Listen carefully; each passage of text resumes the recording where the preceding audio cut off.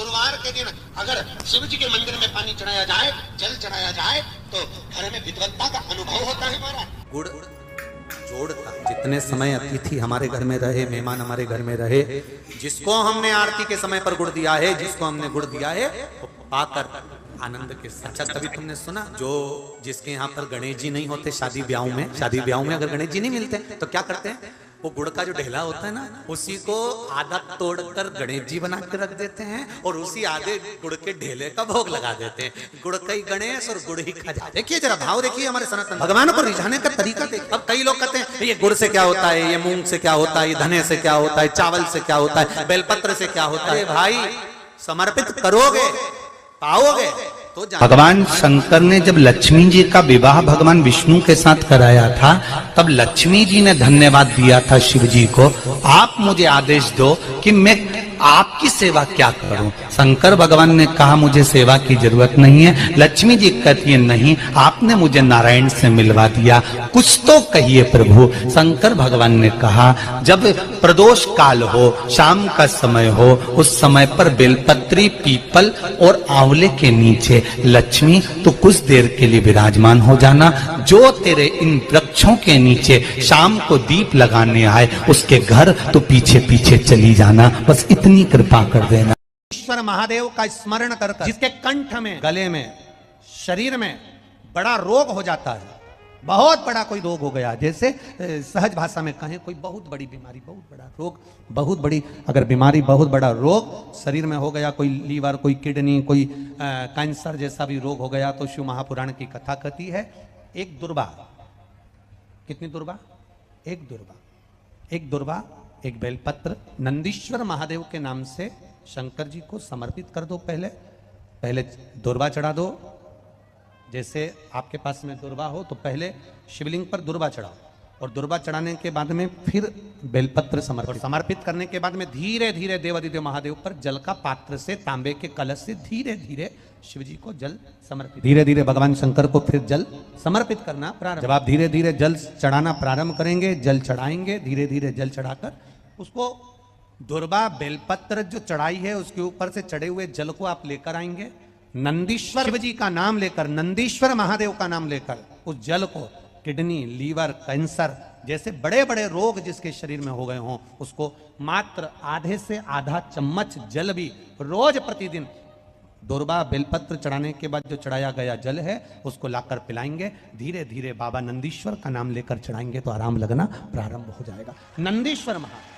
Tension ऐसा कोई संसार में नहीं जन्मा जिसके मस्तक पर टेंशन नहीं आया, कोई चिंता नहीं आई, कोई चिंता सम्मुख में नहीं पहुंची। ऐसा कोई आ गया थोड़ी परेशानी, आ गया थोड़ा कष्ट, एक शमी का पुष्प सम्मुख रखकर महामृत्युंजय मंत्र का अनुष्ठान कर कर, और यदि आप नहीं कर सकते हो, आपको लग रहा है कि मेरे दुख की घड़ी चल रही है, समस्या की घड़ी चल रही है, बहुत रोग चल रहा है, बहुत बीमारी चल रही है, बहुत कष्ट चल रहा है, उस समय पर आप अगर नहीं कर सकते हो तो जो आपके प्रिय, आपके स्नेही, आपसे मिलने वाले जो ब्राह्मण देवता, जो भू देवता हो, उनके चरणों में जाकर नमन कर कर, प्रार्थना कर कर, उनसे विनय कर कर कह सकते हो महाराज जी बहुत टेंशन का जीवन चल रहा है, बहुत कष्टमय जिंदगी चल रही है, आप कृपा करो मेरे लिए एक बार महामृत्युंजय का अनुष्ठान शमी का पुष्प रख कर कर दीजिए। बाबा ब्राह्मण देवता, मुझे विश्वास है कि मेरा भोलेनाथ मेरा हाथ पकड़ लेगा और मुझे इस भव सागर से पार उतार देगा। एक शमी के पुष्प में वो बल होता है, एक शमी के पुष्प में वो भाव होता है,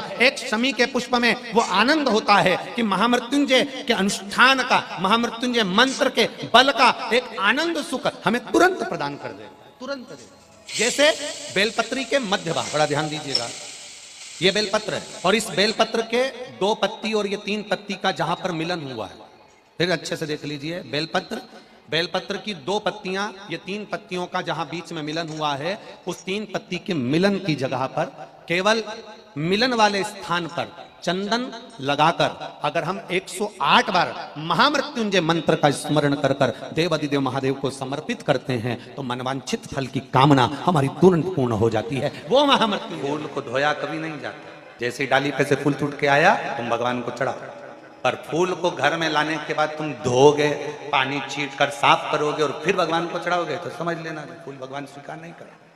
फालतू की बात, जैसा है वैसा देव, तुम्हारे जैसे नहीं, नहाए तो खूब साबुन से मल मल कर और मालूम पड़े मन रह गया बेकार और सोचो कि भगवान कर ले स्वीकार, ये कभी नहीं हो सकता। फूल और मनुष्य एक जैसा होना चाहिए कि फूल जैसा दिया वैसा भगवान को दिया। इसमें स्नान नहीं कराना, उसी तरह मन भगवान ने जैसा दिया वैसा भगवान को प्रदान कर दो, वो उस इसमें दिखावा नहीं हो। कई लोग कहते हैं गुरुजी हम घर से पानी भर के लेके जाते हैं। अब किसी ने कहा गुरुजी घर से पानी लेकर जाते हैं, मटके का पानी है, नल कभी कभी नहीं आता, कभी कभी लाइट नहीं रहती तो बोरिंग से नहीं भराता, हमारे घर में रखा हुआ पानी तो बासी हो गया। थोड़ा ध्यान देना, पानी तो बासी हो गया।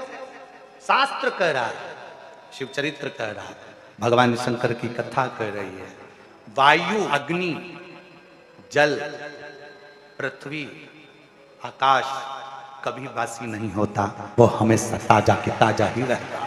परिवार को छोड़ने की जरूरत पड़ती है, शिव भक्ति में ना व्यापार छोड़ने की जरूरत पड़ती है, शिव भक्ति में ना घर छोड़ने की जरूरत पड़ती है, शिव भक्ति में ना अपना कुटुंब, ना परिवार, ना घर, कुछ भी छोड़ने की जरूरत नहीं पड़ती है।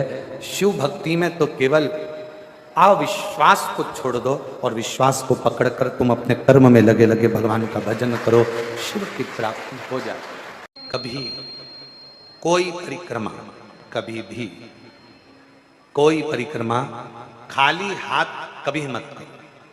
तुलसी जी की परिक्रमा कर रहे हो, हाथ में भले जल का पात्र रख लो। किसी वृक्ष की परिक्रमा कर रहे हो, अपने हाथ में कोई दाना रख लो। कोई परिक्रमा कर रहे हो, अपने हाथ में कोई अगरबत्ती, कोई धूप बत्ती, कोई मालिका रख लीजिए, कोई दीप रख लीजिए, कोई सामग्री रख। कोई परिक्रमा खाली हाथ कभी नहीं कर। अगर मंदिर में बैठकर पंचाक्षर मंत्र जप रहे हो, षडाक्षर मंत्र जप रहे हो, तो थोड़ी देर अपने हाथ में एक बेलपत्र को, उस बेलपत्र को हाथ में रखकर दोनों हाथों से वंदन कर कर, खाली हाथ नहीं, दिल से प्रार्थना करते हुए, हृदय से विनय करते हुए, निवेदन करते हुए, दिल से प्रार्थना करते हुए, फिर उस बेलपत्र को अपने हृदय की कामना कर कर, विनय कर कर, निवेदन कर कर शिव जी को समर्पित करो, भगवान शंकर को चढ़ाओ।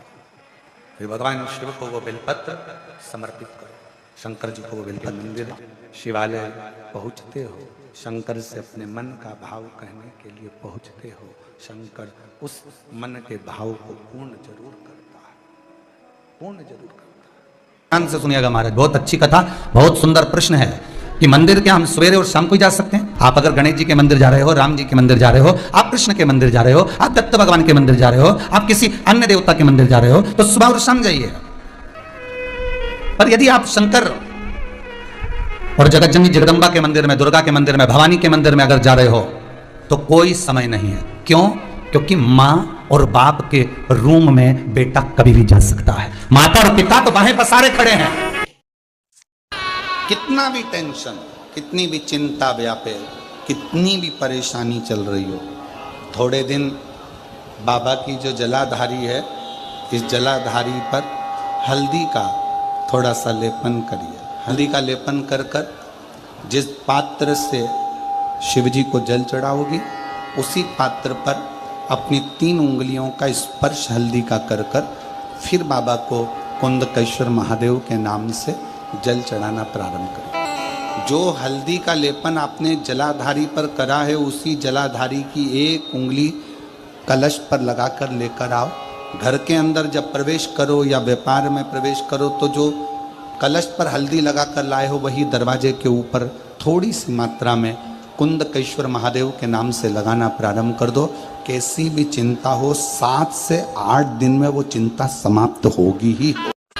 कितना भी वास्तु के हिसाब से तुम्हारी बाथरूम गलत बनी है, तुम्हारा दरवाजा बना है गलत, तुम्हारा रसोई घर गलत बना हुआ है, सीढ़ियां गलत बनी है, ये गलत बना है, वो गलत बना है, सारा तोड़ तोड़ा के तुमने बार बार बनाया, सीढ़ी इधर लगा दी उसके कहने पर, तुमने बाथरूम उधर बना ली उसके कहने पर, उसके बाद भी घर में शांति नहीं है, पूरा वास्तु के हिसाब से मकान बनाया, पूरे वास्तु के हिसाब से घर बनाया, उसके बाद भी अगर शांति नहीं है तो कुछ मत करो, 1 लोटा जल शिव जी को चढ़ाओ और शंकर जी को 1 लोटा जल चढ़ाकर वही जल अशोक सुंदरी पे चढ़ाओ, गणेश कार्तिकेय पर चढ़ाओ और वही जल उठाकर थोड़ा सा लेकर आओ।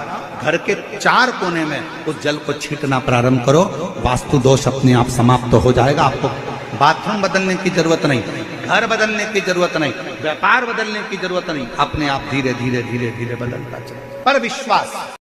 आइए भक्तों, आज सुनते हैं तुलसी माता की चालीसा। यह चालीसा सुनने से होती है हर रोगों से मुक्ति, मिलती है सुख समृद्धि का आशीर्वाद। तो एक बार बोलिए प्रेम से विष्णु भगवान की जय, तुलसी माता की जय, भगवती माता की जय। श्री तुलसी महारानी करु विनय सिरनाय, जो मम हो संकट विकट दीजे मात नसाय। नमो नमो तुलसी महारानी, महिमा अमित न जाए बखानी। दियो विष्णु तुमको सम्माना, जग में छायो सुयस महाना। विष्णु प्रिय जय जयंती भवानी, तिहु लोक की हो सुख खानी। भगवत पूजा करे जो कोई, बिना तुम्हारे सफल न हो। जिन घर तब नहीं होए निवासा, उस पर करे विष्णु नहीं वासा। करे सदा जो तब नित सुमरन, ते ही के काज होए सब पूरन। कार्तिक मास महात्म्य तुम्हारा, जाको जानत सब संसारा। तब पूजन जो करे कुमारी, पावे सुंदर बर सुकुमारी। करे जो पूजा नित प्रति नारी, सुख संपत्ति से होए सुखारी। वृद्धा नारी करे जो पूजन, मिले भक्ति होवे पुलकित मन। श्रद्धा से पूजे जो कोई, भव निधि से तर जावे सोई। कथा भागवत यज्ञ करावे, तुम बिन नहीं सफलता पावे। छायो तब प्रताप जग भारी, ध्यावत तुम्हि सकल चितधारी। तुम्हि मात यत्र तंत्र में, सकल काज सीधे होवे क्षण में। औषधि रूप आप हो माता, सब जग में तब यश विख्याता। देव ऋषि मुनि और तपधारी, करत सदा तब जय जयकारी। वेद पुराणन तब यश ज्ञाया, महिमा अगम पार नहीं पाया। नमो नमो जय सुख कारिणी, नमो नमो जय दुख निवारिणी। नमो नमो सुख संपत्ति देनी, नमो नमो अख काटन छेनी। नमो नमो भक्तन दुख हरनी, नमो नमो दुष्टन मद छेनी। नमो नमो भव पार उतारिणी, नमो नमो परलोक सुधारिणी। नमो नमो निज भक्तन उबारिणी, नमो नमो जन काज सवारिणी। नमो नमो जय कुमति नशावनी, नमो नमो सब सुख उपजावनी। जयति जयति जय तुलसी माई, ध्याऊ तुमको शीश नवाई। निर्जन जानी मोहि अपनाओ, बिगड़े काज आप बनाओ। करूँ विनय मैं मात तुम्हारी, पूरन आशा करूँ हमारी। शरण चरण कर जोड़ी मनाओ, निस दिन तेरे ही गुण गाऊं। करहु मात यश अब मोह पर दाया, निर्मल होए सकल मम काया। मांगू मात या बर दीजे, सकल मनोरथ पूरन कीजे।